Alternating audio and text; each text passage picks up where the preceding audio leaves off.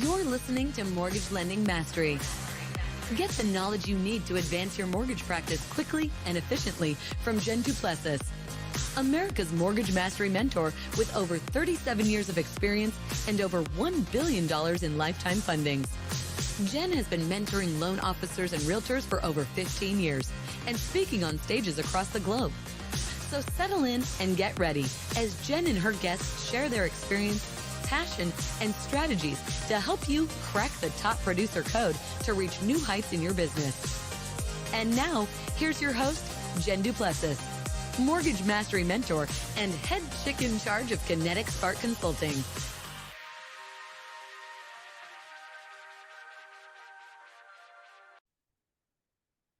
Hey everyone, welcome back to this episode. I am so delighted to have my guest with me today, Ben Miller.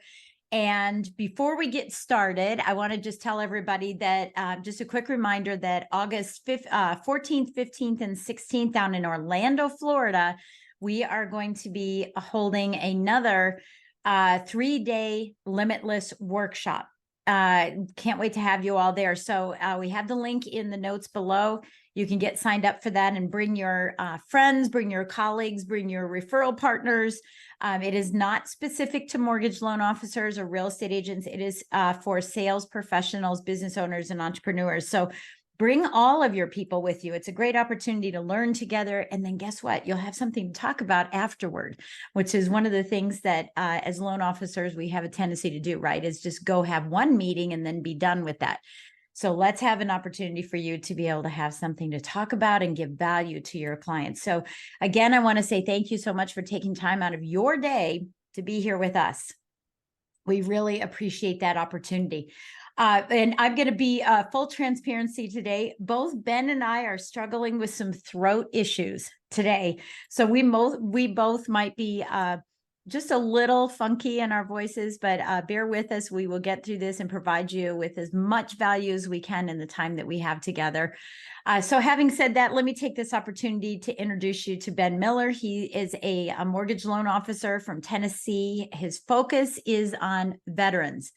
That is his niche. And we're going to talk about niches while we're talking about this particular topic. And he also does continuing education classes, and maybe not even continuing education. We'll talk about that too, which was a means for me to create $100 million business. I'm hoping that's exactly what that's happening to you as well, Ben. So welcome to the show. We're happy to have you. Awesome. I'm happy to be here and hopefully share some insight that will help others. Sounds great. So let's talk first about niches. Now, I know you've been in the business for a little while, I think around 10 years. I know you did some things beforehand that led you here. I mean, all of us, none of us ever went to school to become a loan officer. Something led us here. And I know that led you here, but you've been in the business about 10 years now. And one of the things that I love is that you chose to have a niche right away. And, we all know the cliches of there's riches in niches, niche to grow rich. We get that. I had niches as well. Why should loan officers have niches? And what do you think is the reason why so many people are afraid to have a niche?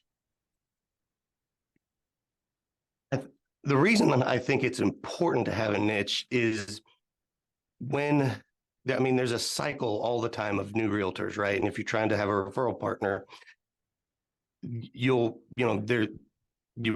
next month there's going to be 30 more, and so on, and maybe 30 leave.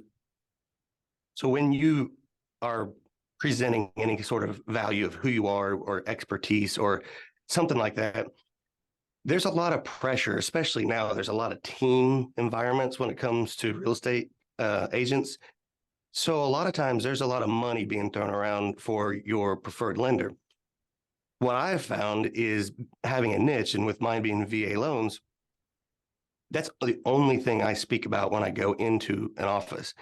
And inevitably what happens is they've got their preferred people, but if it's VA, they call me. So they don't feel that they're being disloyal, because they're not sending everything to me. They're just sending the one thing. But guess what? There's plenty of whatever that one thing is that you're good at. There's plenty of it. Yeah. Yeah, I think, I mean, to your point, I mean, this is what we talk when we talk about niches. What people I think need to understand is this is what we market. This is what we talk about only, and I actually share this in all my coaching. Is when you think about Starbucks, I've never seen an advertisement from Starbucks that says, "Hey, look at our yogurt, look at our potato chips." Yeah. Look at our bottles of water, right? And even bags of coffee. They don't advertise that. What they advertise is their drinks. Come in, get a drink. And so what we have to understand is that you're marketing that so that you can draw attention, highlight, and spotlight what you do best, your expertise, so that you can become the market influencer, the market expert in that. And of course, you offer yogurt and chips and things like that. And you win the business through your expertise. And then they start sending you everything. Would you agree? I mean, you're not just getting VA. Absolutely. That's exactly what the thought was on my head was when you have a niche, so you specialize in something you ought to, if you're not, you got to really dig deep and educate yourself and find all the resources you can so that you are able to help in all aspects of that niche. But inevitably, you are going to gain some really strong loyalty between your referral partners and especially your clients, because it's a very stressful and emotional thing, buying houses and moving, especially if you're military. Retiring is a big deal. PCSing from one base to another.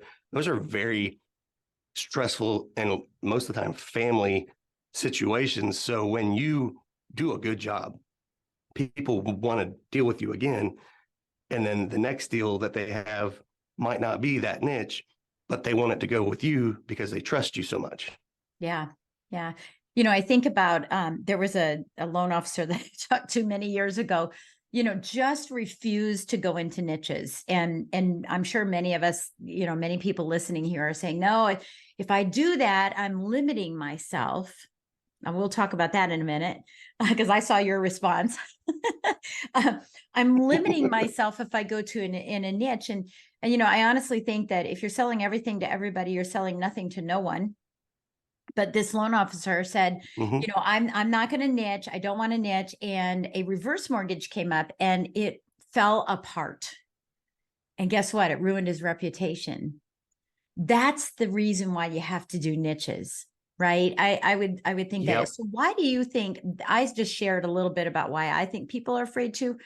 Why do you think people are so apprehensive about this?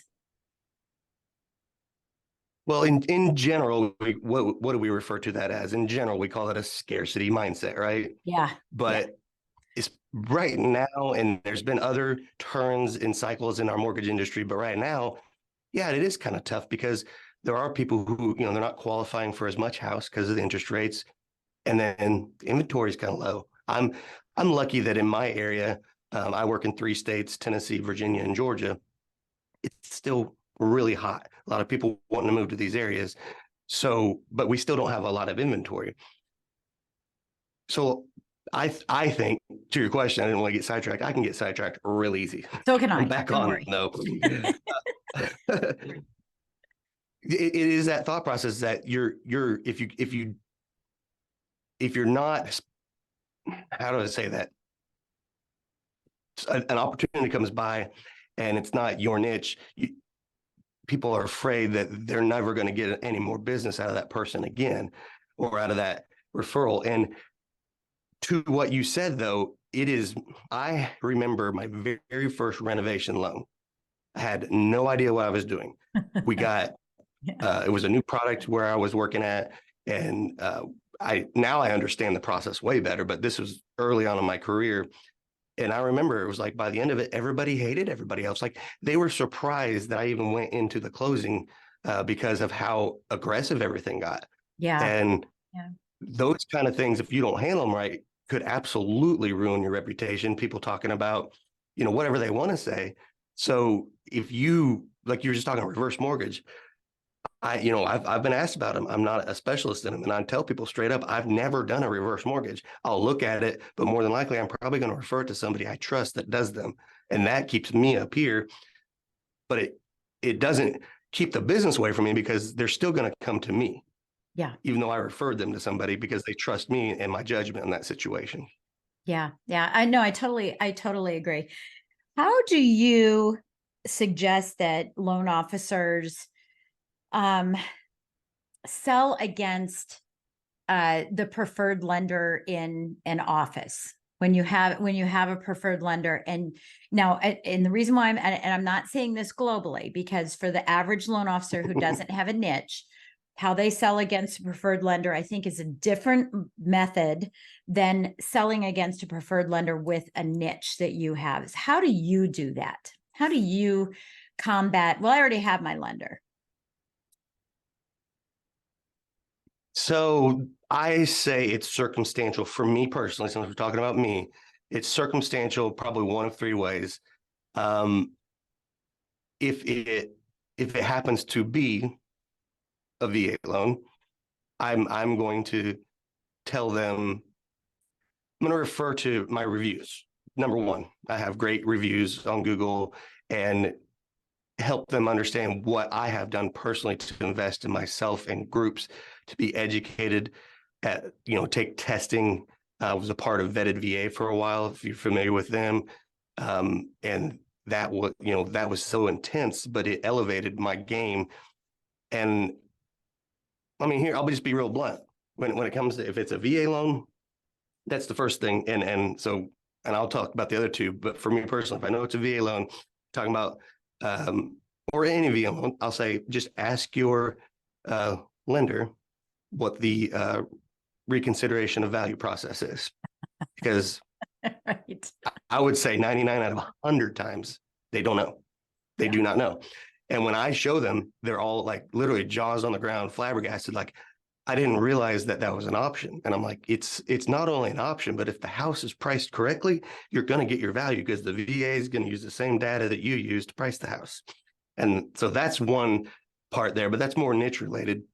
The other might be, if you are a lot of my friends are brokers and they pound, that their rates are low and stuff like that. Well, if you believe that, then you talk about a second opinion, which works in some areas of the country. That doesn't work. I know California, man, they're getting 12 opinions, it seems like. Yeah. But in my area of the country, there's a lot more loyalty. So that's kind of doesn't happen as often. I've recently moved into a new market, and that right there, the second opinion or second look has been a really, really good spot for me, to where, and I always pitch it, hey, at least you're getting a great deal, no matter what. So sometimes it's been close, sometimes it's been, a huge difference. And that's got me business and continuing business. The third way, man, well, I guess there might be a 3.5, since I don't teach, I'm not certified CE. I've looked into it before. I haven't actually done it, but so mine are all marketing, real estate marketing classes that I teach. So I will talk about value add, where, hey, if you want this, these are some things, and not just that I teach it, but I actually do it as a service, as a value add service, where I can run, different sort of ads. I can get into that later, but the last resort is the hardest one. It's what I did when I first got into business. It's, hey, just, if any of your problem files, send them to me. If you have a problem file, send it to me. Credit repair, the things you don't really want to do, sometimes that's what you have to do to earn their trust. Sometimes it works, sometimes it doesn't. You're bound to get a deal or two out of it, though. So that's my personal way. And so I say it's just circumstantial, based on what that person, they might have a niche or wherever they're at. Yeah. And I think that's, and you want to make sure that those niches are, aligned. You may be working with a real estate agent that all they do is investor loans, and you do VA loans, and you're saying, hey, that's great that you're doing that. If I ever run across an investor, I can send them to you. And, if you run across somebody who's doing a veteran's loan, then you can send them to me, and that's more of a long shot. They're lower in your categories of referral partners, right? What percentage of, and I know you may not know this, this is a guess, I get this, but what percentage of real estate agents do you feel work with people because they have a niche over because their price is better, Okay. So there's, what percentage of real estate agents really understand that concept? And what percentage of real estate agents do you think know their lender's niche? It's low. It's got to be low. Mhm. I believe based on my upbringing in the business and what I see today, honestly, the relationship, there's the service level you provide is important. I found out that's something that's kind of used to always be communication, in these blind polls that they do for realtors. It was always for every year, number one, communication, communication, communication. Um, but the relationship of how the clients are treated, you know, some mortgage lenders, they can be celebrities, they can be popular, but in the relationship with a realtor, you need to prop the realtor up. Mhm. I believe that's very important to the way the ecosystem works, even if you're doing all the work. I lost my train of thought there, going back to it. The percentage of But realtors that yeah, that know the niche, yes, or even their referral partner niche. yeah. So I think the niche thing, they don't know it, but if they do know it, it makes a huge difference. You brought up investment. That's huge. If a real estate agent, because in my area of the country, we're near the Great Smoky Mountains, and there's more visitors. We'll just take 2022. There's more visitors to the Great Smoky Mountains National Park than all of the other national parks combined, more than Disney World. So guess what people are doing there? They're not just building, but everything that exists there is a short-term rental, VRBO, Yeah. Airbnb. So Mhm. investors are huge in our area. So if you had that niche, which is, I have like three niches that I'll pitch out there. VA first. I do have educated and gone deep into one-time closed construction loans, because I'll talk Mhm. about that in a bit if you want to, how that actually is a great fishing tool, that you don't end up doing the construction loan. They end up buying a house typically, but Right. you got Right. them. But investing. So the investment is probably the biggest deal. I'd say investment and VA, in my opinion, just because if the well, they say old wives' tales. If all the legends are passed down, VA's tough, right? Like Right. that's what Right. the 30-year-old Yeah. real estate agents tell people how tough Yeah. it is, and it probably was 30 years ago. So that's, if you got that niche, they want to talk to you about it. Investing for sure. They don't want people that don't understand how investment loans or the different types, how they work, or working with people who have, I've got clients that are YouTubers that make millions of dollars and they do investments. You can't just go in not knowing what you're doing. You have to know what you're doing and stuff like that. So I think for your question was, it's a low percentage that know it, but for those that know it, like that, they hammer down and they use those people all the time. It's priceless. Yeah, it's priceless because the volume that you get as a result of that is so great. Yeah, and I think, this is a fatal flaw for realtors who are listening, because the realtors listen to this too. The fatal flaw for Yeah. realtors is just sending business because they like the person, sending business because Mhm. they can do it fast, they work 24/7, and they have great rates, right? That Yeah. is a fatal flaw, because you're playing Russian roulette with the ability for that deal to close on time. And ultimately what the real estate agent Yeah. wants is their commission check. It's not about, Mhm. it's not their job to determine what the best rate is, what the best terms are, all of that. Their job is to get the loan to closing, smoothly for the clients, so that they can have an experiential, systematic approach to their practice, and it creates a revolving door of referrals. That's really what the bottom line is. And so, it's important for us as real estate or as loan officers to help realtors understand this. And maybe that'll be part of your topic tomorrow now too, right? But helping them to understand this, and to not just let it slide by allowing real estate agents to say, well, I have you on my list. It's, what do Right. you have on, what do you have me on your list? I can be number 8. I do care, right? But let's say I'm number 8 and I don't care, but how do you have me on your list? Do you have me on your list because of my niche, or do you just have me on the list? Because Mhm. I'd love to have you put me on your list because of the niche that I have. And I want to help that real estate agent, but go ask your other loan officers, why are they on your list? What is their niche? And most of them aren't Right. going to be able to answer. And so it'll elevate you Mhm. up the list. And I just think it's, it sounds conniving, but it isn't. It's just, you need to understand your circle of people here. Don't send it to Bob because Bob is your number one. Send it to Bob because Bob specializes in something, and send it to me because I specialize Right. in something. Keep it in your Right. circle, but expand your circle. There are tons of niches out there. And if real estate agents could understand that, they'd have a better practice all the way around. And we'd have a better shot at working with so many more realtors.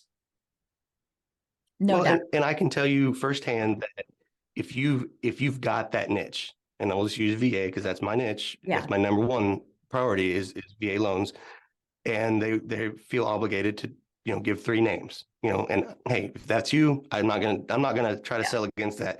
But what's going to happen is I don't actually want to be the first phone call. I want to be at least the second one, because inevitably the person, the client, the borrower on the phone always tells me, okay, you've given me so much more insight and information than the other one did. And I'm like, Yeah. oh, okay. Well, that's because this is what I do. That, Right. I've drilled down. Right. This is not, I'm not just, oh, it's a VA loan. I know what to do. I mean, from the thousands and thousands of LOs you've talked to, we'll go. I think the first red flag is when you go, I think you do my application, you pull it up and find out, you look on the credit report and you see that they had an inquiry by two other mortgage companies. They're on the same, day or two, but nobody pulled their certificate of eligibility. Red flag, right? Like they don't know what they're doing, because that's the next step always in a VA loan. You got to just Make check down. So sure there's that they all those little understand. things. Yeah. And Yeah. that applies to every niche though. So if you're Yes. not VA, just replace what I'm saying with VA with Is the FHA or condo approved? USDA or whatever it is, jumbo, Right. condo, yeah, Is the whatever. condo approved? Right. Yeah. Hmm. I mean, it's simple things like that. And yeah, I love what you're saying. And I hope that everyone is understanding this, who's listening, is that you're really, really understanding the importance of what this niching is all about. And and I don't think I've gone this deep in 9.5 years in niching. I mean, we've all talked superficially about it. I speak about it with my clients. They're sick of it. My coaching students are just sick of me talking about it. But I'm going to make them listen to this because, and yes, guys, you are listening to it. I'll do the replay and have them listen to it, because this is exactly what I've been, teaching to people, is the importance of knowing, what your pecking order is, how that pecking order is. I love that you said, I don't want to be the first call, but if you are the first call, you can be the last call too. You can ask them, hey, go talk to all the nimnods out there and then come back to me, because I'm gonna give you more, right? Or if you're in second position, there's gonna be a third. So just tell them to call you back too. And what did the first one give you? So you Yes. know what you're against. And if you're third, then you know what everyone else has said, and do something different. Do something different that gets that person. And don't speak negatively about the other people, Right. even if you know something. Now, if the person is telling you something, it's okay to confirm it, but that's a terrible way to get business, is by like in when I'm being sold, it doesn't Yeah. work on me. So Yeah. I always somebody yesterday phone call talking about, okay, they always use the credit union here. Okay, you know what? It's a great credit union. They have great people there. Hey, if you want, after you talk to them, feel free to call me back with any questions and we'll talk it over. And, just want to make sure you're getting the best deal. And the guy's like, that's a great idea. I hadn't thought about that before. Yeah. Yeah. They And don't know. My girlfriend, yeah, go ahead. sorry, I talking over, but my girlfriend helps me understand some of this stuff, because when she bought her last house 5 years ago, she had no idea that there was differences. As the consumer, she had no idea. So she Yeah. just went with somebody she kind of knew and felt comfortable with, which is what most people do, but she didn't know the differences. So most people don't know any differences between you and somebody else other than your personality. Yeah. And it can't be what the expected things are. You got to have good rates, a smooth closing, a smooth transaction closing time. We get all that. And there are Yep. still people that do it. So yeah, I love that you said that, because I use the word nimnods. I would never say that to a client. Right? I don't even know what that word means. I think that was a Genism word, but what I find, and you find the same thing, that that you give so much more value to clients that people will say, no one ever said that. They didn't say that. So, in that context, I don't speak poorly. And again, I'm not in the business, so I talk in terms of present, but I'm not. Sure. I don't speak poorly of other people, but I say, oh, I'm surprised they didn't tell you about that. Well, let me tell you about it. And what it does is it plants a small seed of, ooh, maybe they weren't, without actually saying, oh, he's terrible, she's terrible. Oh, you don't want to go to credit union. Gosh, I hope nobody's doing that. That we shouldn't do. But you can plant small little innuendos of, oh, I'm actually surprised that they didn't talk to you about that. I'd love to, let me chat with you about that for a few minutes. You have a clarity about it. And that is a strategy that you can do. I think the other thing is, I think that sometimes as loan officers, we think, and I think realtors do this too, because I coach real estate agents too. They think that we're the only phone call, and we get upset. Right. What do you mean you're looking and you're talking to other people? What do you mean? I mean, come on, you're in this business. You know that they're going to be shopping around. So let's just go after it in the beginning. Hey, and even ask, have you talked to anybody else? You haven't. Well, you should. I want you to do that work. And then I want you to call me back. Right. You do want that. And we have this blind eye that, or avoidance of, oh, they're not talking to anybody else. No, they probably are. So let's address it up front. I think beautiful stuff that you're saying. I love that you're saying, all of this. So as we finish our time together, I want to ask you a little bit about the classes that you're teaching. I am a fan of one-to-many. Life's too short. We don't have enough time to go around and go to networking and be the skunk or the squirrel, right? The squirrel collects all the cards. The skunk is the one everyone's like, yes. Right. We don't want to be that kind of person. Instead, we want to go to networking and we want to, identify one or two people in a room of 70 realtors, let's say, for example. Hey, tell me where this one is. This is the one I'm looking for, and really have those conversations with them and, have one-to-ones afterwards. But that's a supplement, or a vitamin supplement, as I call it. It's not the bread and butter. The bread and butter, and it's ironic because you're in your bio, you said bread and butter. I used to say it all the time. One-to-many is. I did say bread. Yes, you're right. Yeah, you did. And I used to say it too. Yeah, bread and butter. That was my bread and butter, is the one-to-many, doing as many classes as I could hold on, personal and professional development. And then obviously I had 26 hours of CE, which was beneficial as well.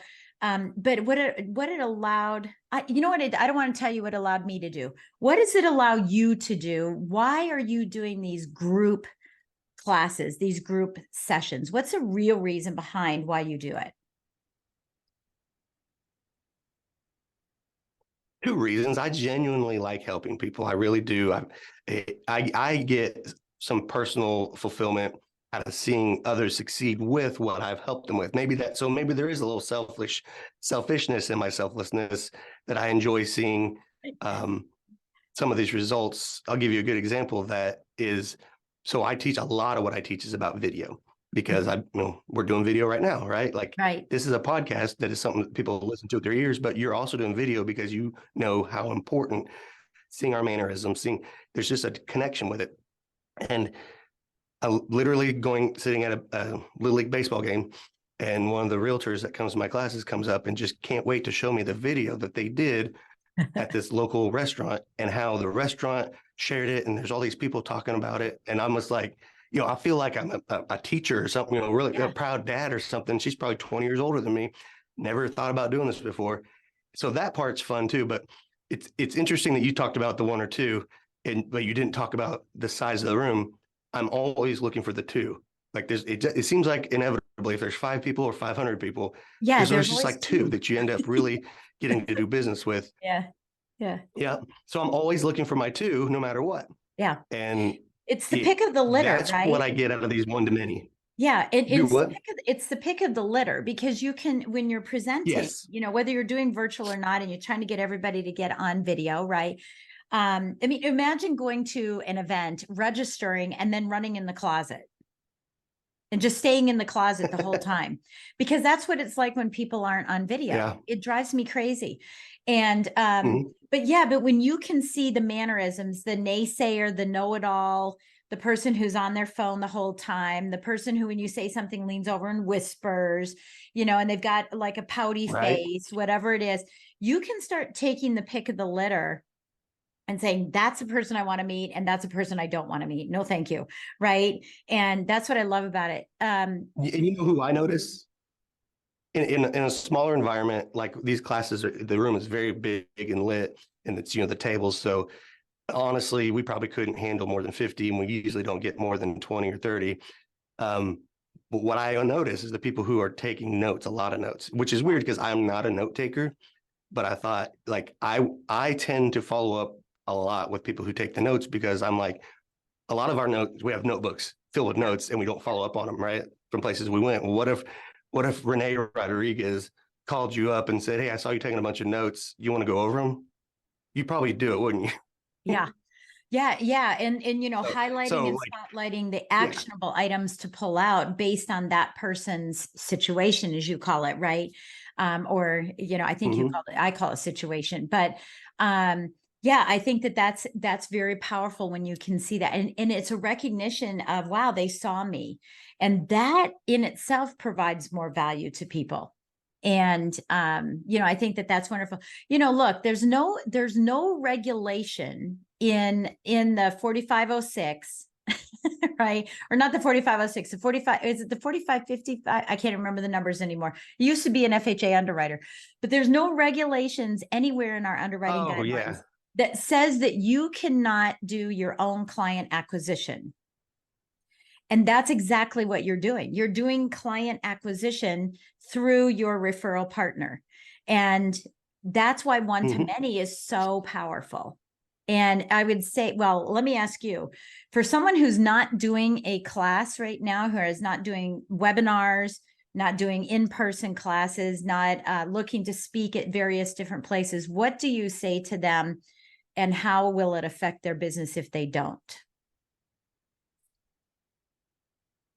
I mean, it's right now, especially it's not a scarcity mindset, but the pickings is thin. There's not as many fish out there right now as far as actual deals. Yeah. So you're missing up. It's an opportunity missed. If you're scared of it, since I teach a lot of video, you get a lot of people who, I don't like the way I sound, I don't like the way I look, and you have to explain to them that's how you look and sound in real life right now while we're talking. So get over it. That's how it is. Yeah, yeah. But yes, huge missed opportunity, because there is something to it. We're doing video, a lot of live stream, a lot of that, but there is something. Maybe it's not every market, but the markets that I'm in, and I think it's kind of a post-COVID hangover where people actually are craving a little bit more of in-person things, but just make sure that it's something that is actually going to be beneficial, not just some, golf tournaments are fun, but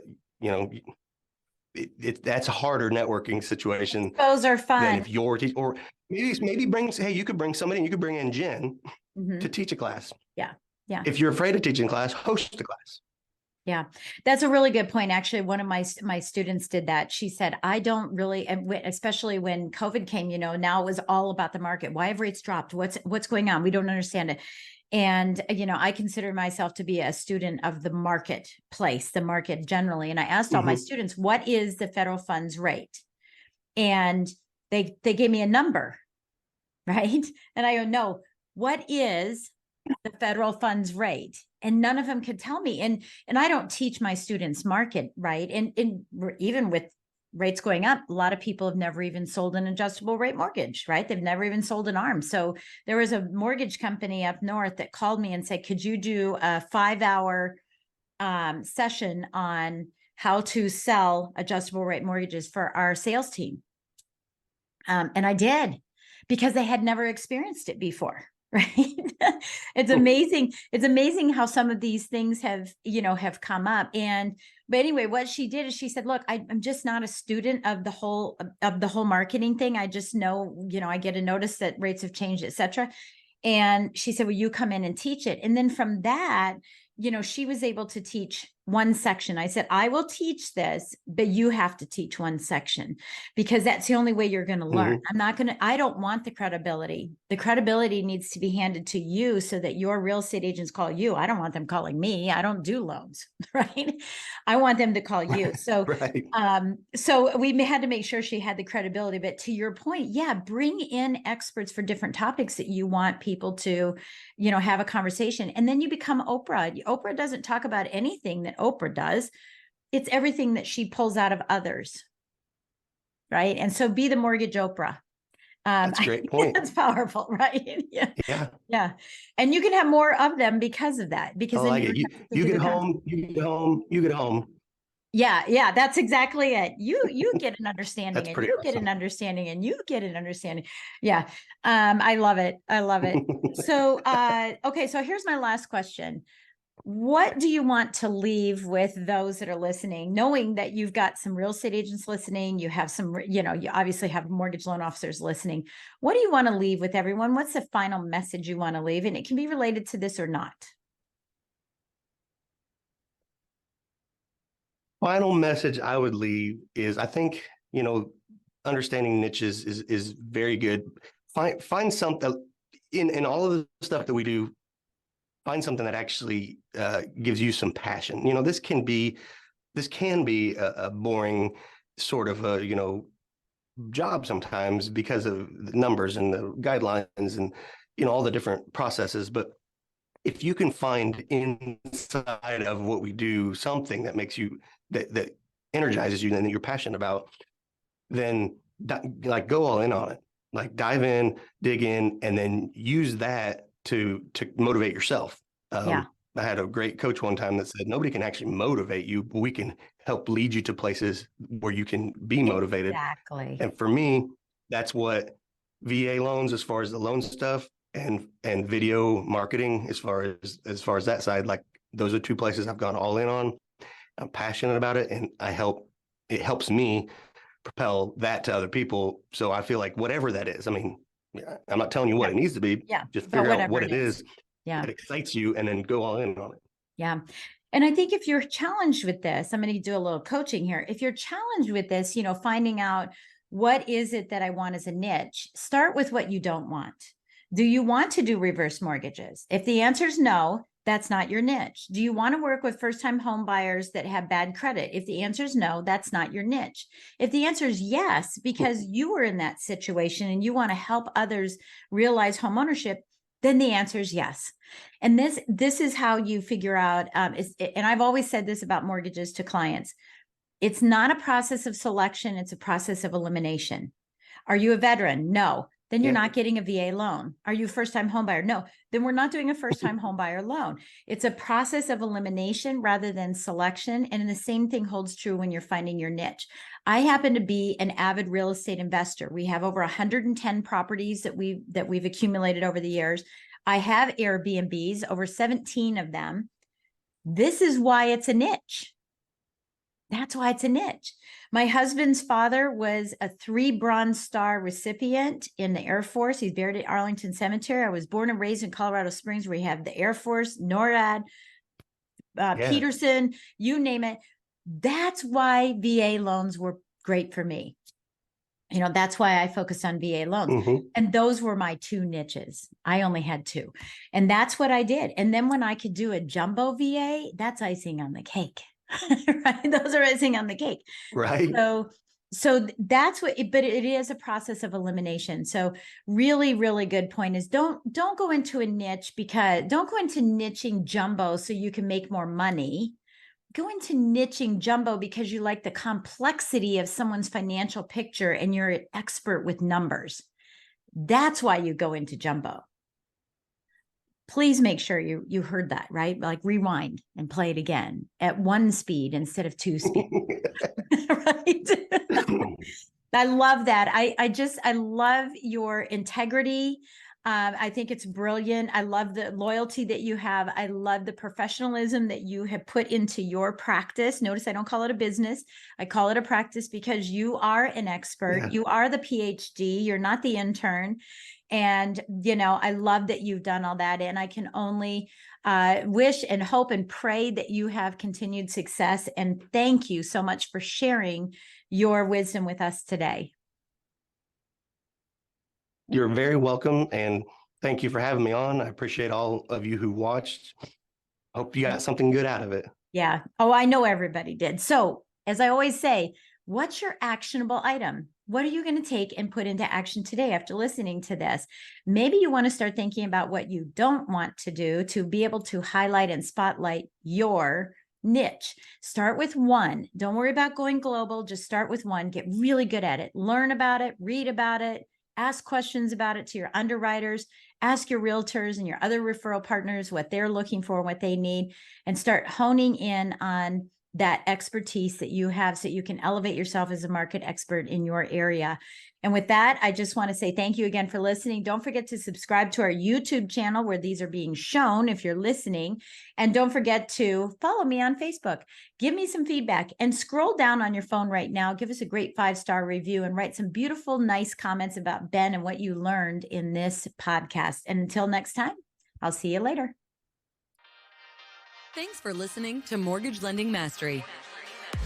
Be sure to subscribe to hear more sales tips, ideas, strategies, and tactics to help you with your personal and professional growth to multiply your results in record time. And if you like what we're doing, don't forget to give us a rating and review so we can continue to bring you the best content possible. Wanting more beyond the podcast? Join our Mortgage Lending Mastery membership community, where you will find extended interviews with our favorite guests, weekly training, tips, and insider secrets, fireside chats with Jen, free content, meet, share, and collaborate with other members, and so much more. Click the link in the show notes to learn more about this exclusive content. Mortgage Lending Mastery is an Industry Syndicate charter podcast. Industry Syndicate is the first podcast network specifically for the mortgage and real estate industries. Get the Industry Syndicate app in the App Store or Google Play today.